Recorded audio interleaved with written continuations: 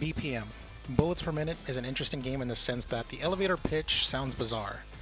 Based on my playtime with the game, I would pitch it like this. Imagine if Doom were a roguelike dungeon crawler, but you can only shoot like you're playing Dance Dance Revolution. So, do I have your attention? Here is my review of BPM, Bullets Per Minute, developed and published by Awe Interactive. Bullets Per Minute doesn't really have a story in the traditional sense, at least not when you get from the gameplay. This is a throwback to the original NES and SNES days where you get the story from the user manual. The same is true here, as you only know the story from the marketing material. Asgard is under attack by monsters from the underworld, and it's up to you as the player to play as a Valkyrie to defeat the evil forces.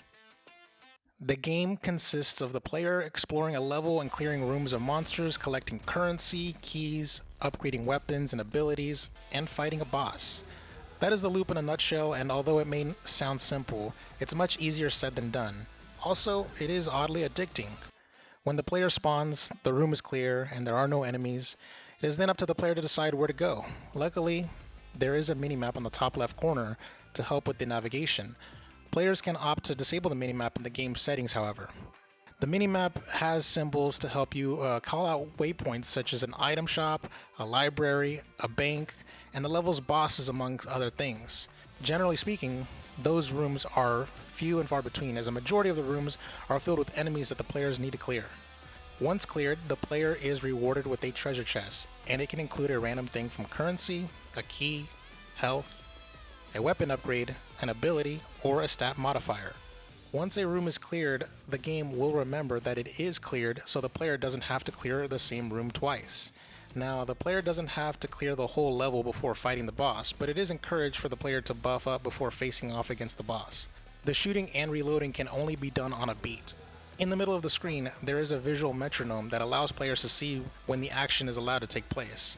By timing gunshots and reloads to the metronome, it actually blends the sounds of the gunshots to the rhythm of the musical score/soundtrack, making them seem as if the developers intended for the player's gunshots to be part of the soundtrack.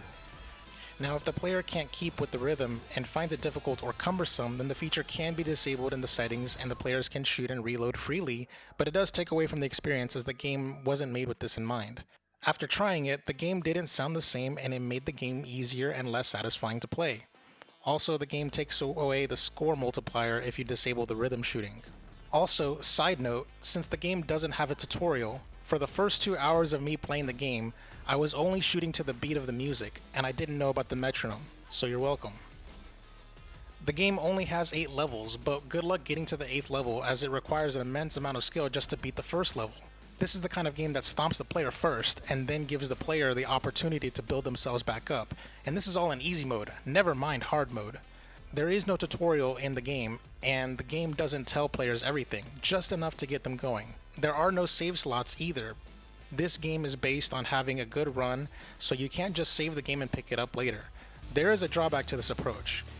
If the player were to make it to the 4th level and has upgraded their health, their gun, their stats, their abilities, but then dies, well, they have to start all the way over at level 1, with none of the buffs they gained.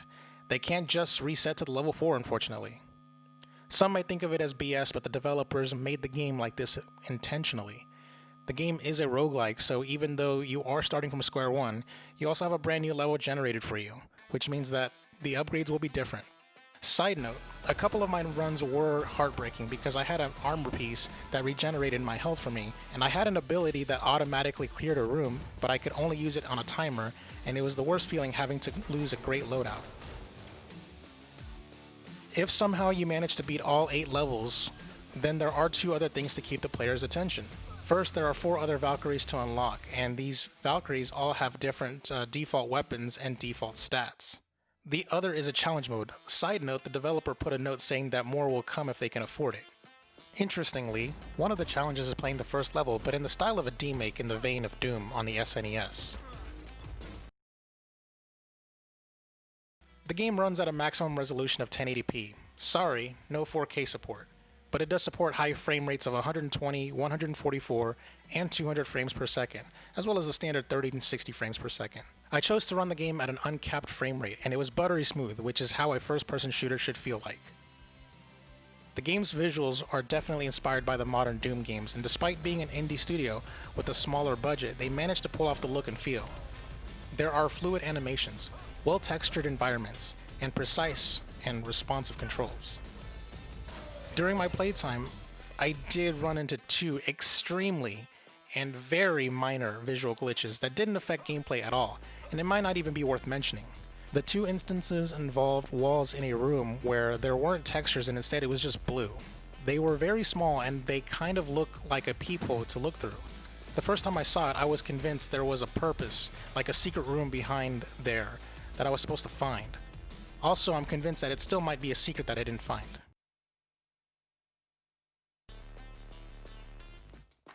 What is there to say about the audio? The audio is exquisite.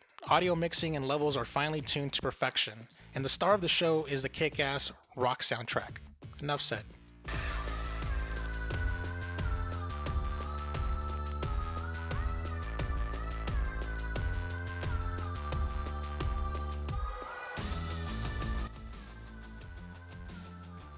BPM Bullets Per Minute is a game that is all about being in the zone.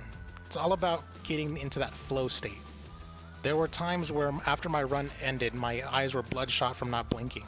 I've seen promotional footage of the game, and while my gameplay looks nothing like it, I know if I put time into the game, I can get there. But still, the sight of flawless clears and even okay clears were few and far between for me. I thoroughly enjoyed this game, and while I don't agree with every decision the developer made for the direction of the game, such as no tutorials, no save slots, dying and starting over, the game held my attention and made me want to live up to that competitive mantra of "get good, scrub." This is easily a recommendation for me. 8 out of 10. BPM Bullets Per Minute releases on PC on Steam on September 15th, 2020, with the console release later in 2021, with a price tag of $19.99, but as a launch date discount of $17.99. The review was completed on PC, and the review code was provided by the publisher and developer for purposes of the review. And for all things gaming, check out our website, level1gaming.com.